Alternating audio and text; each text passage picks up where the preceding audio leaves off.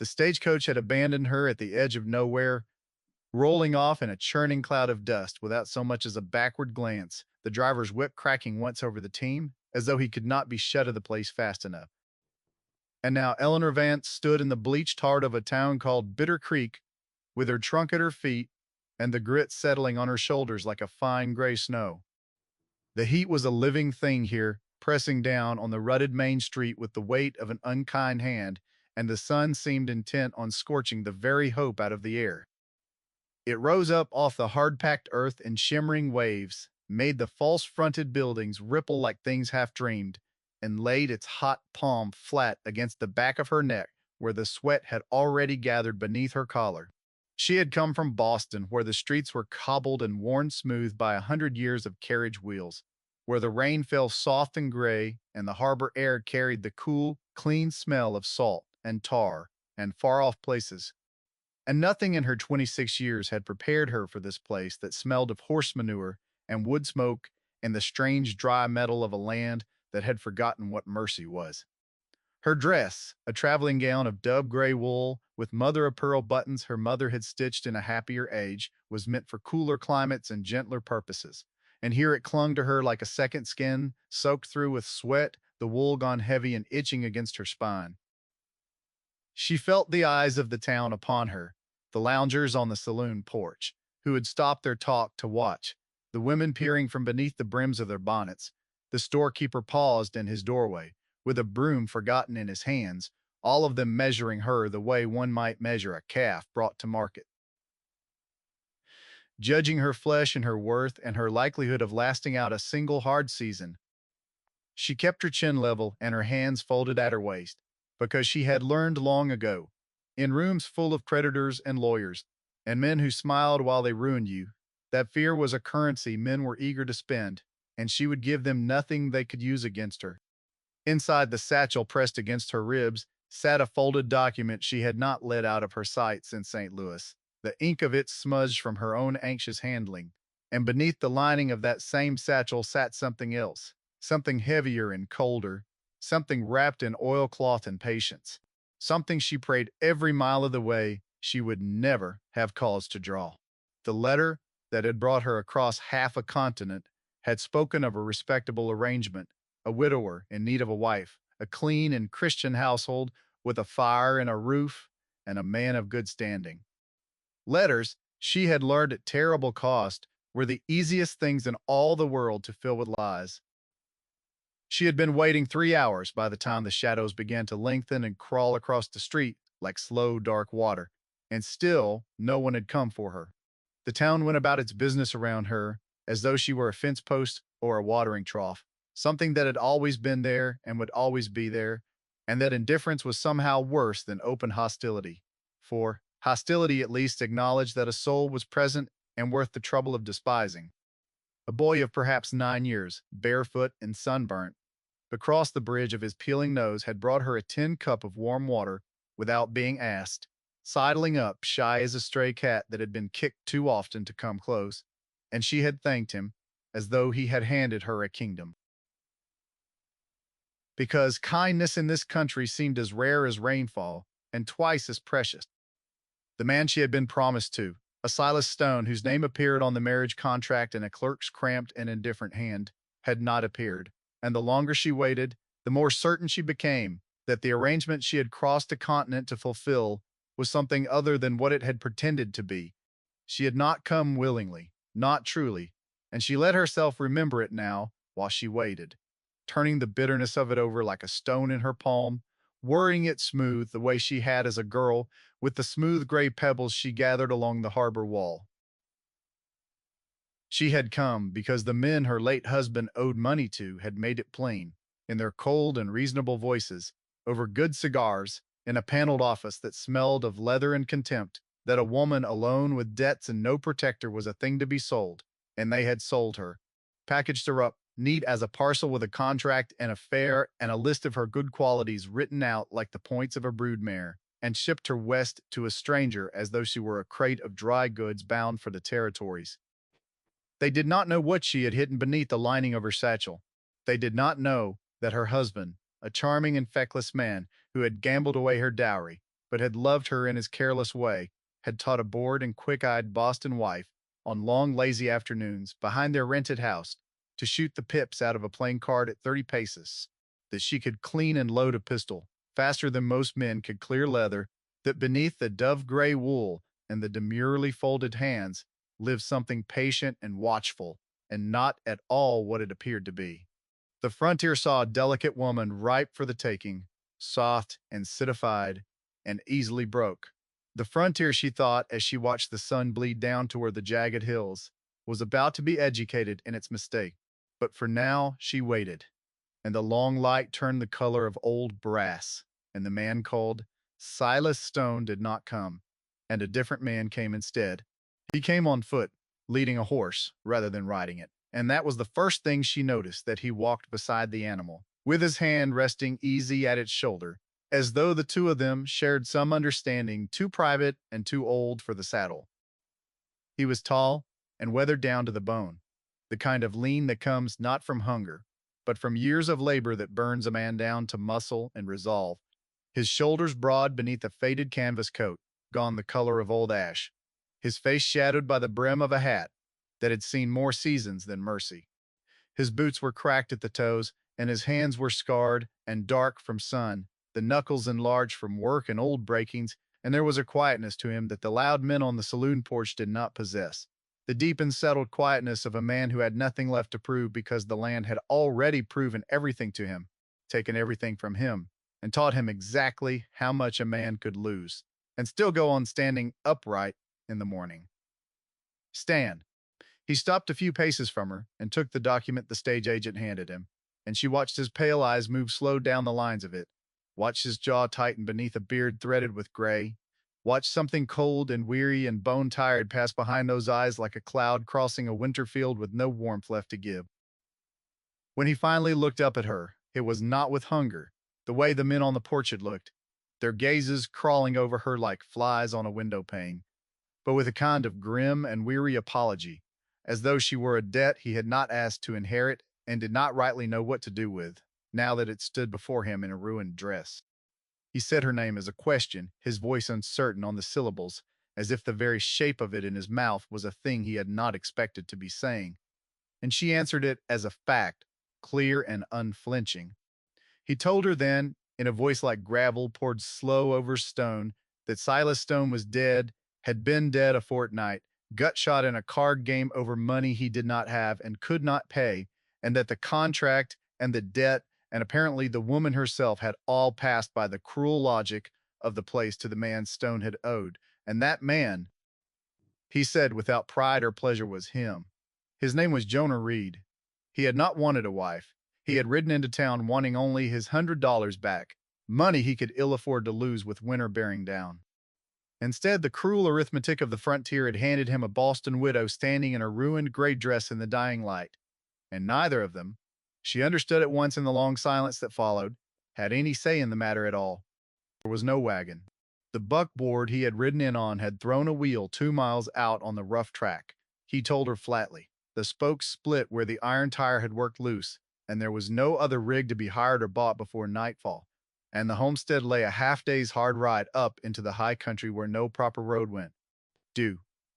Only game trails and the worn paths of cattle. He looked down at her thin city boots, soft kid leather, meant for parlor floors and never for stone, and at her heavy iron-bound trunk, and at the dark gathering fast in the east, and she saw him do the cold mathematics of it behind his eyes, saw him weigh the impossibility of her against the impossibility of leaving her to the mercies of a town like this one. She understood with the same clear instinct that had kept her alive among her husband's creditors, that this was a test, though he had not framed it as one, and perhaps did not know himself that he was setting it before her. A lesser woman, the woman this country expected her to be, and would have been glad to break,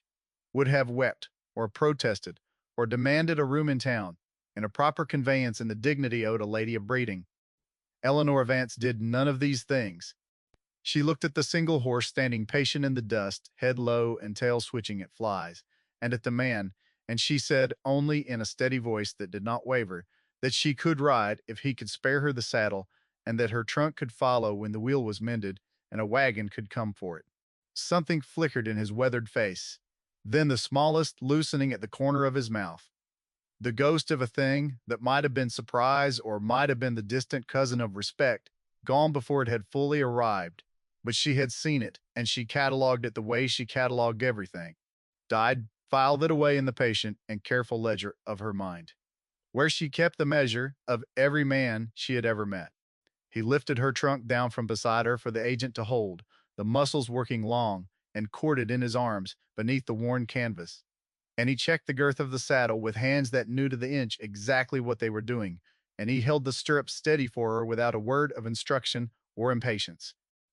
She gathered her ruined skirts in one fist and climbed up awkward, unaccustomed to the height and the slick-worn leather, and he swung up behind her with an easy grace that belied his size and his years, and the town of Bitter Creek fell away behind them as the last copper light drained out of the western sky. He did not touch her more than the riding strictly required. He kept a careful and deliberate distance, even pressed close as they were forced to be, his hands light on the reins to either side of her, his chest never settling against her back, and she noticed that too, and added it to the ledger, and could not have said why it eased something in her so. The wilderness swallowed them whole within the first mile. The noise of the town, the tinny piano, and the men shouting and the bawling of penned cattle, and all the rough commerce of human living, dissolved by degrees into a silence so vast it seemed to have a weight and a presence of its own, broken only by the muffled fall of hoofs on hard-packed earth, the creak and groan of leather,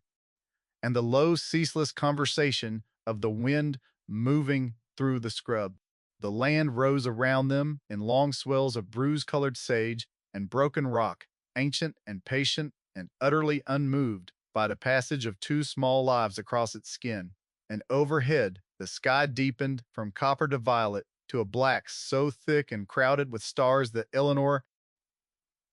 who had lived her whole life beneath the smoke-stained orange glow of a city that never truly went dark, felt her breath catch hard in her throat at the sight of it. It was a terrible beauty, this country, indifferent as the face of God, and twice as old, and it made her feel small, in a way that was almost a kind of relief. For here, her grief and her debts, and the polite, cruel men who had sold her, seemed at last like petty things, dust motes, drifting against the enormous patient dark that had stood before any of them were born and would stand long after they were forgotten. The man behind her said nothing for hours, and she found to her own quiet wonder that she did not mind the silence the way she had thought she would. She felt the heat of him at her back, a steady warmth against the deepening chill of the night air, and the controlled strength in the arms that held the reins, and she came to understand that he was as careful of her as a man could be in such close quarters, that his silence was not coldness or cruelty, but a kind of consideration, a deliberate giving of space within the narrow confines of the saddle, a way of telling her without ever once speaking the words that she was safe in his keeping. Once she shivered hard as the desert cold came down upon them, sudden and biting after the day's long furnace heat, the sweat gone clammy and cold on her skin, and without a word, and without breaking the horse's patient stride, he shrugged out of his canvas coat, one arm at a time, working it free behind her, and draped it heavy over her shoulders. And the coat smelled of horse, and old sweat, and wood smoke, and leather, and beneath all of that something warm that was simply him, the smell of a working man, and a living one, and she did not refuse it, and he did not seem to expect that she would. They stopped once, where a thin creek cut a silver thread through a hushed stand of cottonwoods, whose leaves whispered overhead in the night air, like distant rain, and he lifted her down with his hands at her waist, holding her only as long as her stiff and aching legs needed to find the ground beneath them. And then he stepped back at once and let the horse drop its head to drink. He filled a battered tin canteen at the cold running water and offered it to her before he took so much as a single swallow himself, and she drank deep, and the water was cold and clean and tasted of stone and snowmelt and high places she had never seen, and it was the finest thing she had ever swallowed in all her life. He crouched a little apart from her on his heels, the way she would come to learn men of this country always crouched, balanced and ready and resting, all at once, chewing slow on strips of dried meat from a pouch at his belt. And after a moment, he offered her some of that too, holding it out on his open, scarred palm, the way a man offers food to a wary half-wild animal. He means in time to gentle asking nothing, expecting nothing. His eyes turned politely away to give her the choosing of it. She took it, and the meat was tough and salt and good, and they ate together in a silence that was no longer entirely tense, that it eased somehow on the long, dark road into something almost companionable. In the thin starlight, she studied him without seeming to. The long, grief-carved lines that ran from his nose to the corners of his mouth. The way his pale eyes never once stopped their slow, patient moving across the dark tree line, even at rest. The vigilance worn so deep into him over so many hard years that it had become as natural and unconscious as breathing. He spoke only once, in all that pause, low and rough, to say that he was sorry for the hard travel, that a lady ought not be carried up into the hills like a sack of feed thrown over a saddle, and that when the wagon was mended and the road allowed it, he would see to it that she had whatever small comforts the place could offer her. It was the longest string of words he had given her since Bitter Creek, and she heard threaded through them a plain and unstudied decency that the contract folded in her satchel had never once promised. She told him quietly that she was no stranger to hardship, that she had buried more than the easy world allowed a woman to bury, and had gone on living anyway. And he looked at her then, really looked full in the face, in the cold starlight, in the way a man looks when he is revising in his own mind a judgment he made too quickly and too cheaply. And she felt the small private triumph of having surprised him a second time in a single night. They rode on. The moon rose late,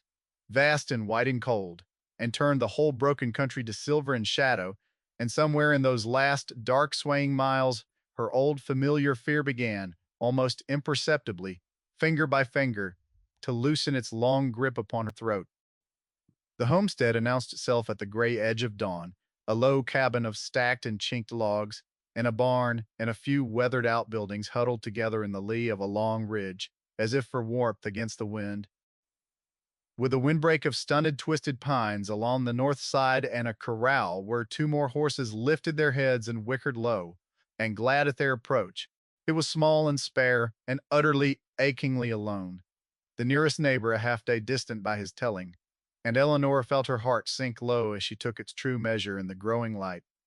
This hard, plain place that was to be her whole life, now the stubborn little island of human will set down in the middle of an endless ocean of indifferent land. But there was order to it, she saw, as the light strengthened and the shapes resolved out of the gray. The deep, particular order of a man who did everything with his own two hands and let nothing whatever fall to ruin or waste or neglect. The fences ran sound and true across the slope.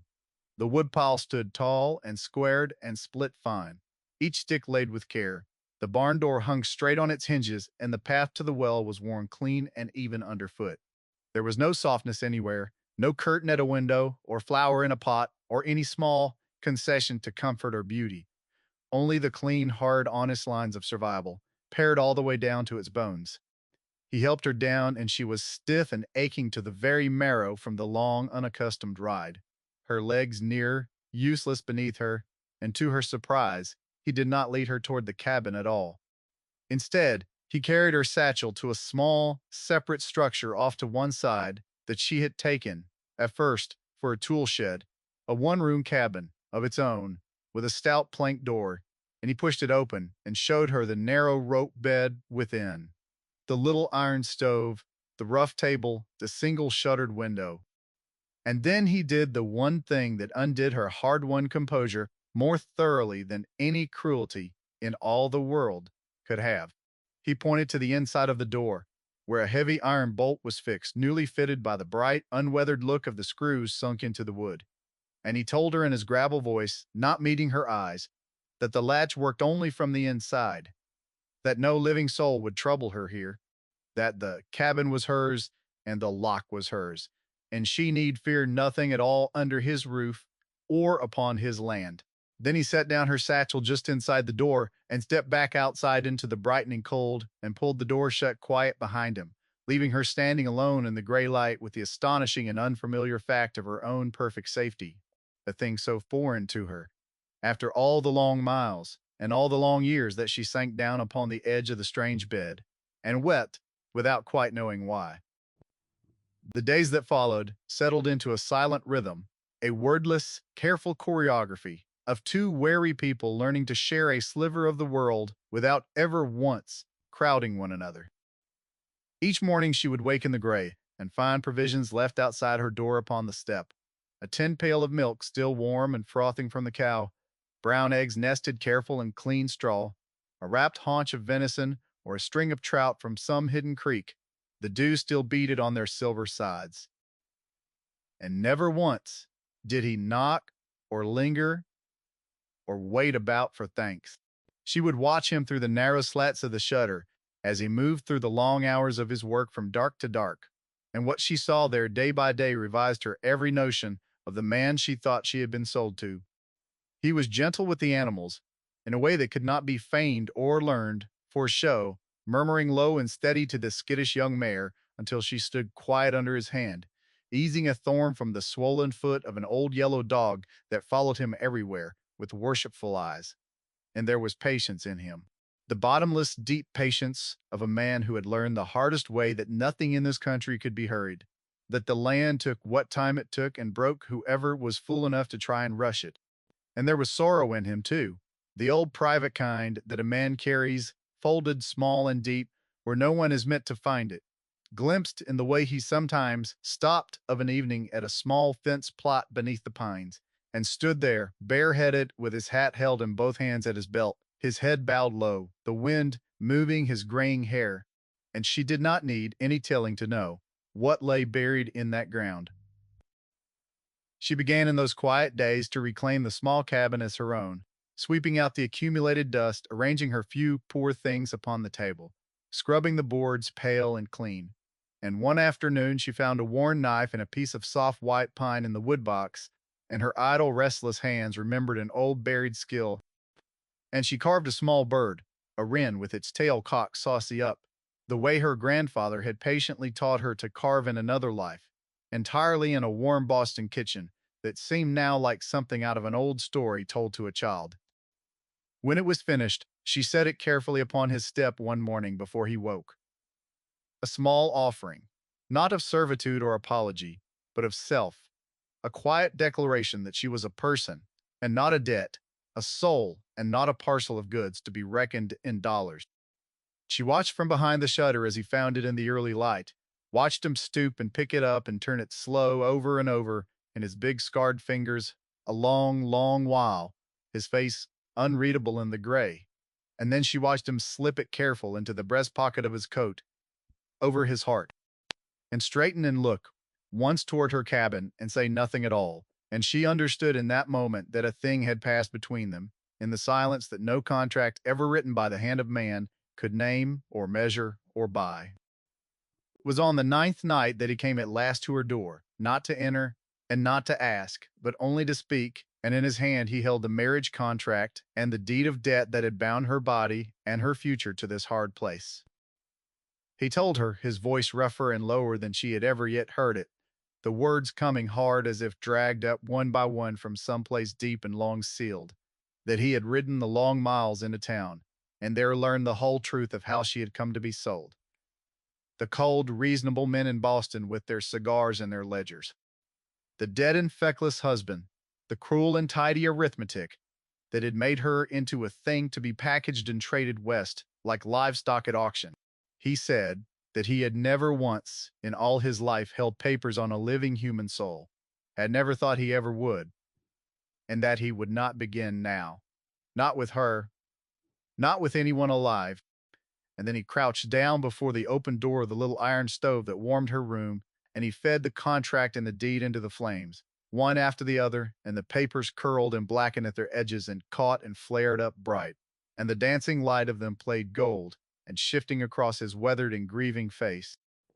And he told her in a whisper, barely louder than the fire, that she was free, that she owed him not 1 cent and not 1 day of her life,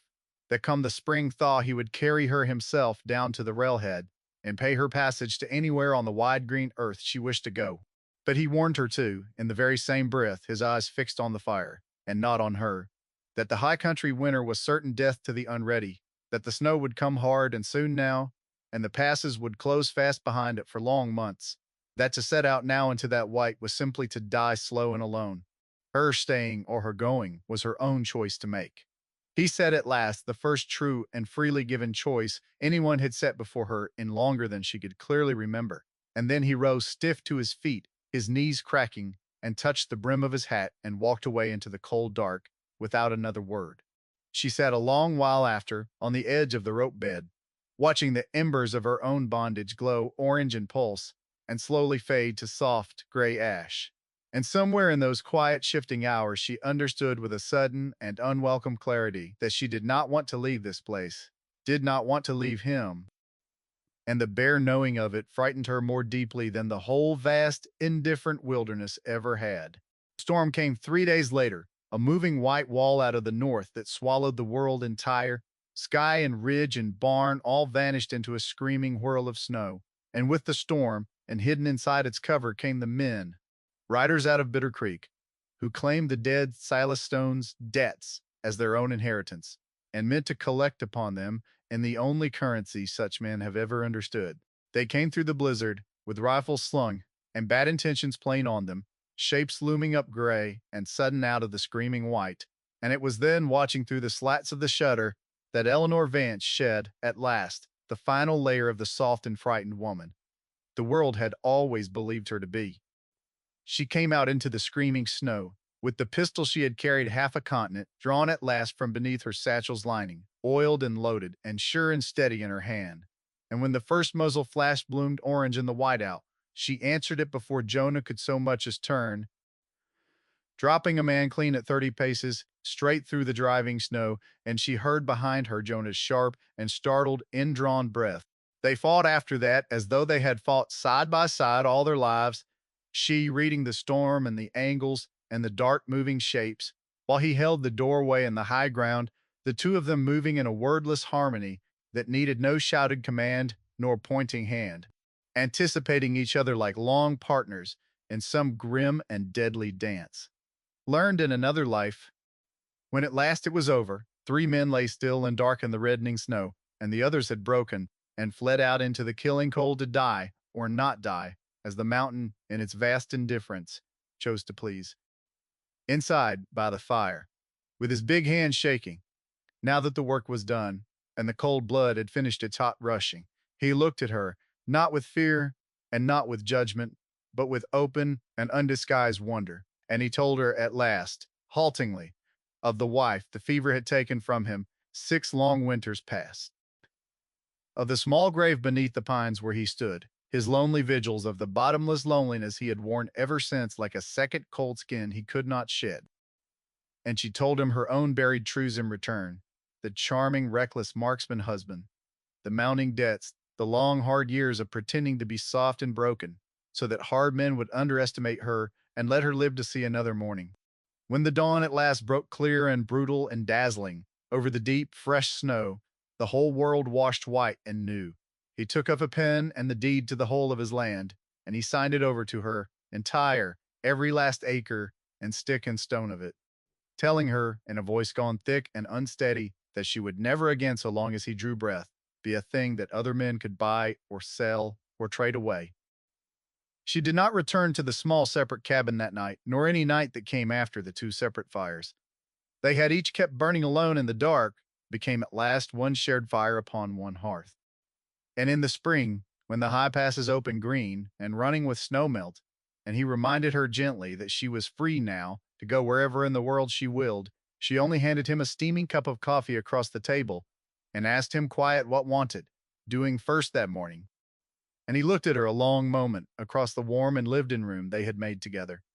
out of nothing but silence and care, and he said, in a voice gone soft as she had never once thought it could go, that she had made the hard place into a home, that she had made him into a man again, where there had been only a ghost wearing a man's worn coat, and that he hoped to God above she never left it as long as she lived. She never did.